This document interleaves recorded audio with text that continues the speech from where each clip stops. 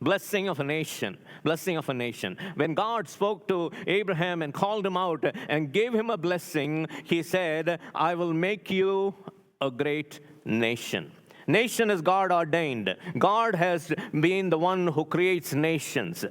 Nations have to be God ordained. God wanted to be the king of Israel, but Israel rejected God and wanted a king by themselves. When Samuel was leading the children of Israel in the presence of God, they said, oh, we want to be like the rest of the kingdoms. We want to be like one of the nations around us. But God was very displeased with that statement because he was the king in their life and he was leading them till that time.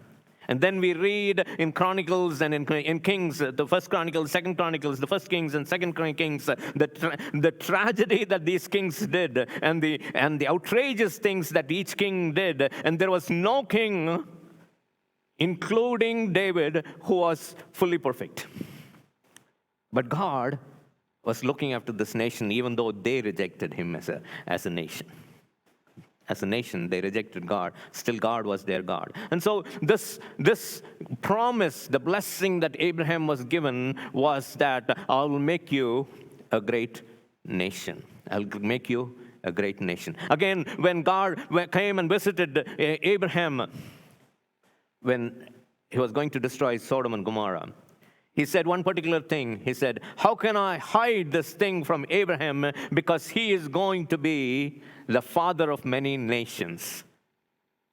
So nation is so important for God, and you and I are being called to be a nation. And today we are going to look at being called to be a nation. If you are a children of God, you are called to be a nation.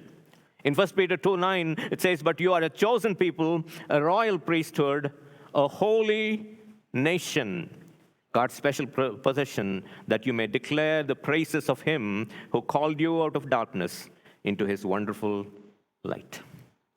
So he called his people to be a nation. He called us, who are his children, to be a nation. What is a nation? A nation is a people group. It's not the boundaries. Today we mix country and nation, and we smudge it and call each other differently. Nation and country are the same, but it is not.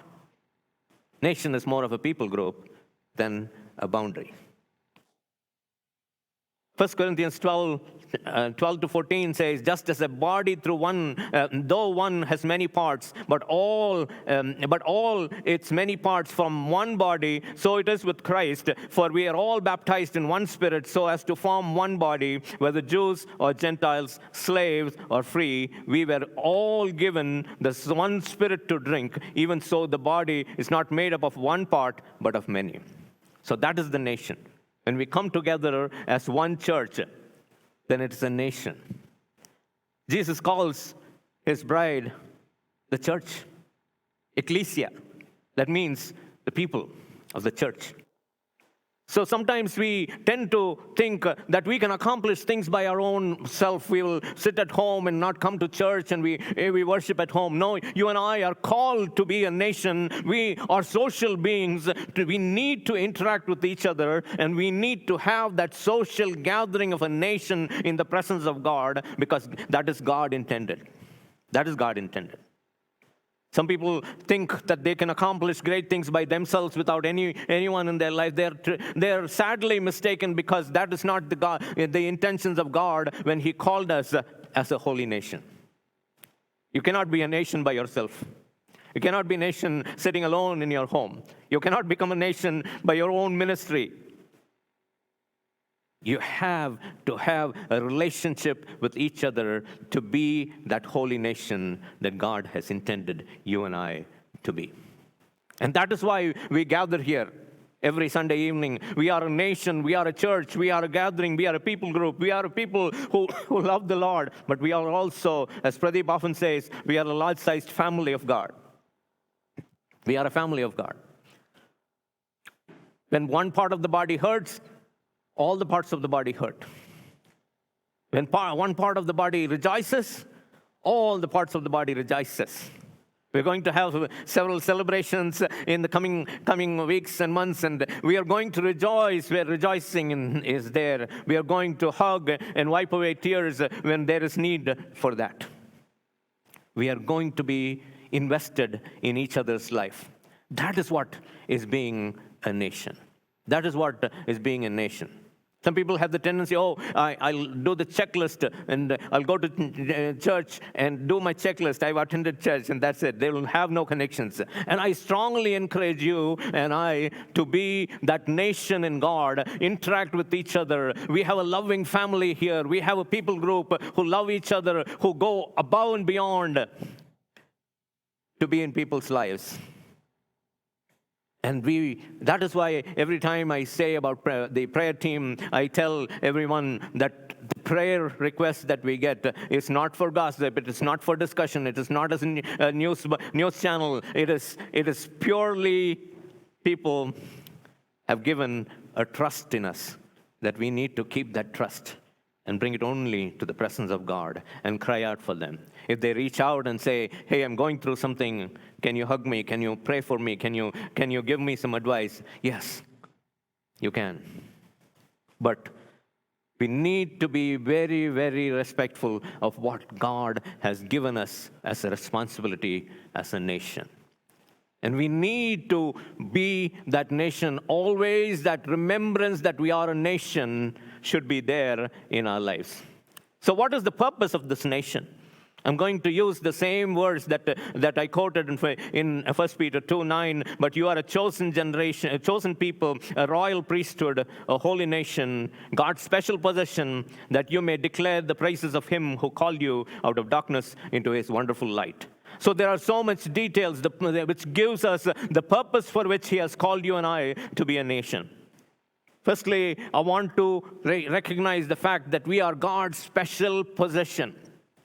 1 Corinthians 6:19 and 20 says, you are not your own, you were bought with a price. When you come as a nation, you recognize that Jesus paid a price for you.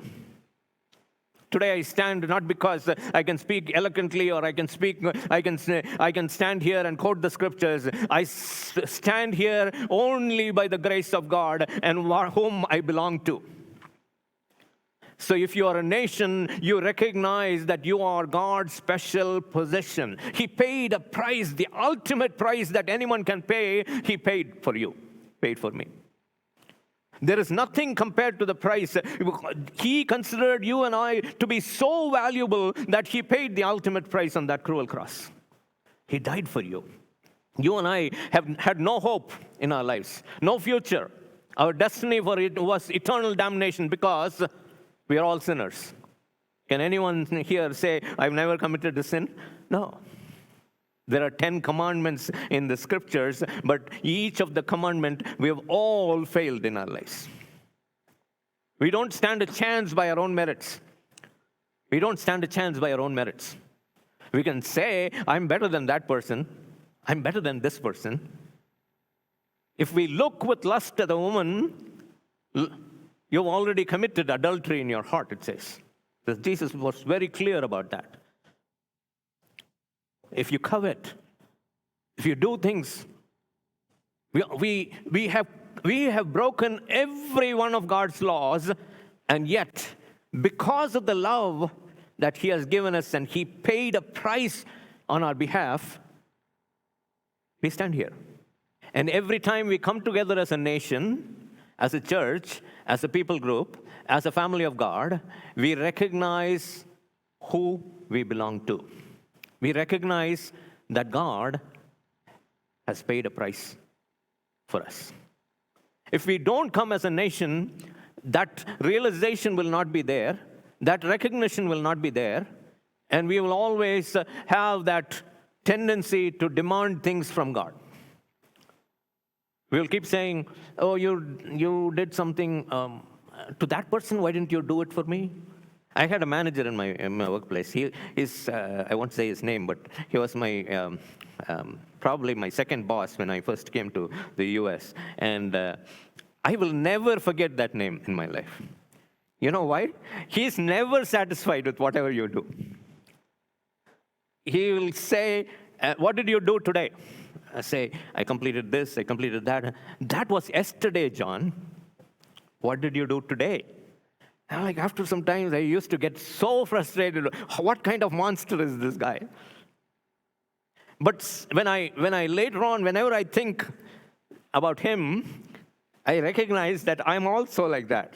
When I come to God, I say, God, you did that some years ago. You did things in my life some few years ago, or yesterday, or 2 days back. What have you done for me lately? What have you done for me lately? I used to avoid my manager at all costs. Like if he comes there, I'll run away like this because I know what he will ask me and say, "What have you done today?" And I cannot satisfy him at all. And the same way, we sometimes approach God. And if we don't recognize that the price has already been paid by God, the ultimate price has been paid by God, and He has borne all our sins, all our iniquities, all our curses, all our diseases on that cruel cross, then we recognize that we are God's special possession. We belong to God. If you belong to somebody famous, you will keep saying, you know who I am? In India, that statement has no meaning. When I first went to college, my college, there was a small accident. Two motorbikes hit each other, and there was a policeman who came. And one guy stood up to the policeman, you know who I am? And the policeman got scared and ran away from that place. Then I realized, you know who I am has a special meaning. It has a special power. You don't need to tell who you are, but you say, you know who I am? And then they'll get a little scared because those guys, their jobs are precious. If this guy was some minister's kid or some big shot who knows people, his job will be in jeopardy. But if we know who we are in Christ, and if we can claim who we are in God's possession, then you know what?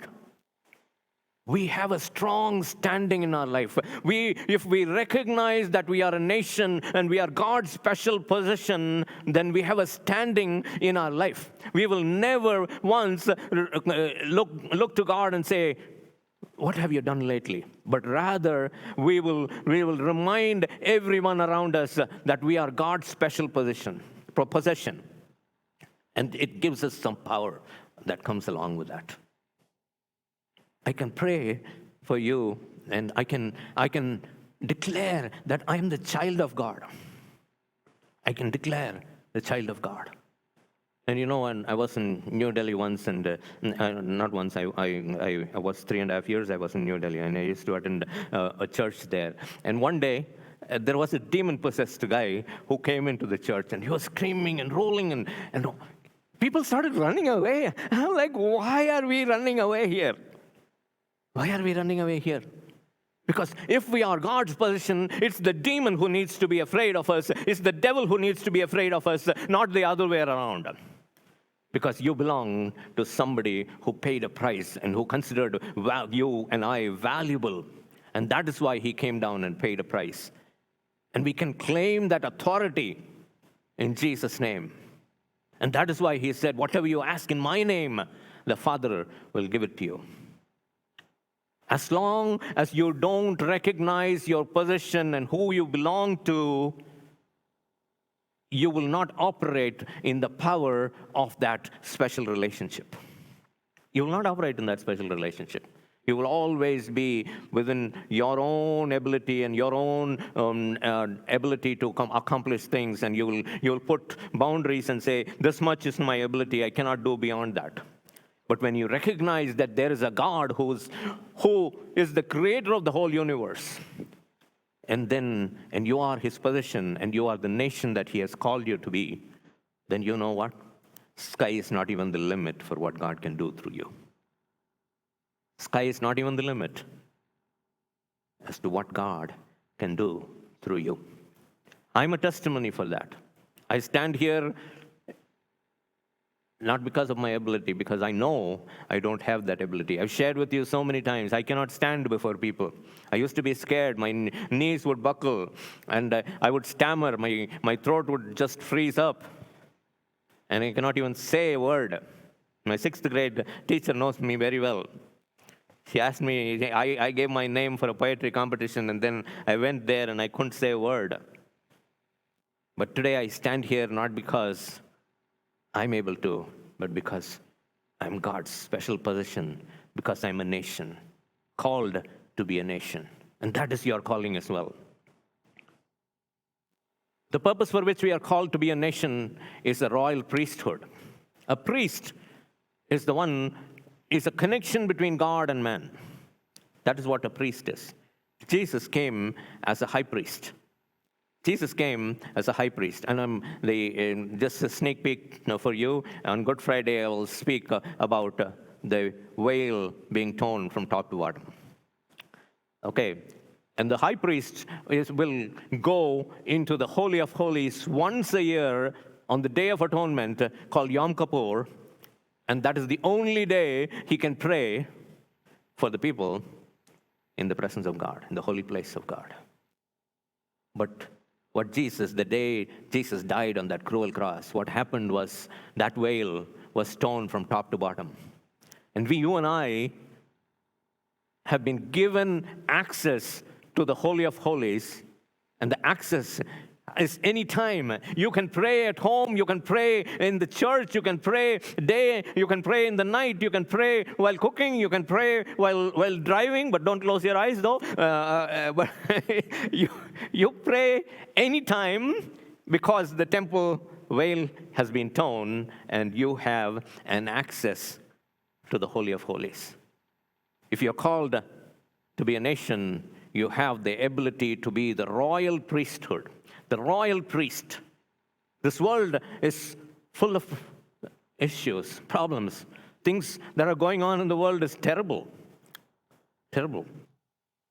Everywhere there is wars and rumors of wars. There is people, the love of people is going down. And even today, my daughter was returning back from Kansas City, and she called me and said, "Dad, they are vacating. They're asking us to go out of the airport. They're herding us like sheep into the tarmac." And I said, "What happened?" "I don't know. Nobody's saying anything, but the whole airport is being evacuated in Kansas City."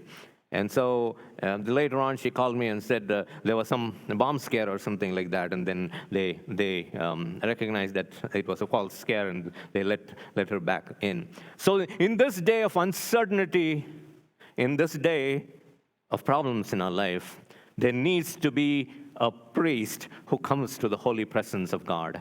And what a privilege it is for you and I that we could pray and come boldly to the throne of grace and claim victory for not only us, but everyone around us.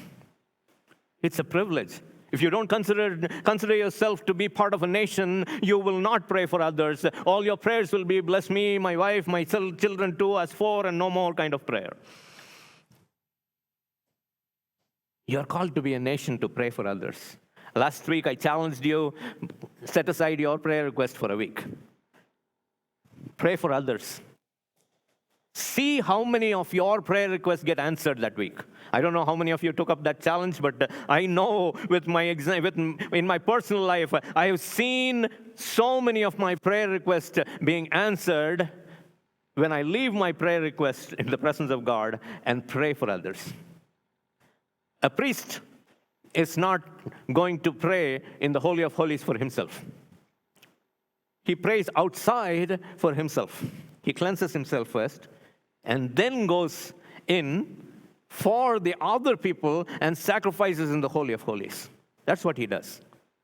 And God has called us, you and I, to be that royal priesthood, to enter into the presence of God with the blood of the Lamb that being Jesus Christ, and pray for others. Sometimes the concept is difficult to understand, right? I want to pray for myself. And when everything is clear in my life, then I will pray for others. You will never pray for others. Because everything will never be clear in your life and my life. Things go on in our life, but set those aside just push in the presence of God because you are called a royal priesthood, a holy nation.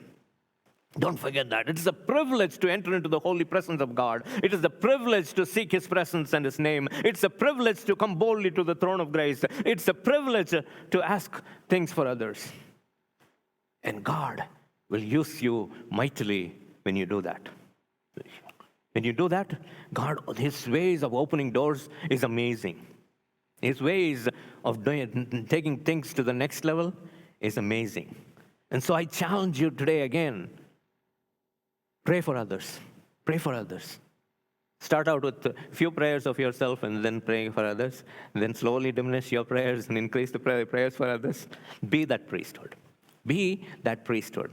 Because you are a nation. You're not an individual. You're not someone who God has called you to be by yourself. I'm not called to be by myself. Holed up in my own prayer closet, my own room, and my family and my things and my children, my everything. But you are called to be that royal priesthood. And that is why He called you to be a nation. Purpose for which we are called to be a nation? To declare His praises. Declare His praises. Ezekiel 36:23 says, I will show the holiness of my great name, which has been profaned among the nations, the name you have profaned among them. Then the nations will know that I am the Lord, declares the sovereign Lord, when I am proved holy through you before their eyes.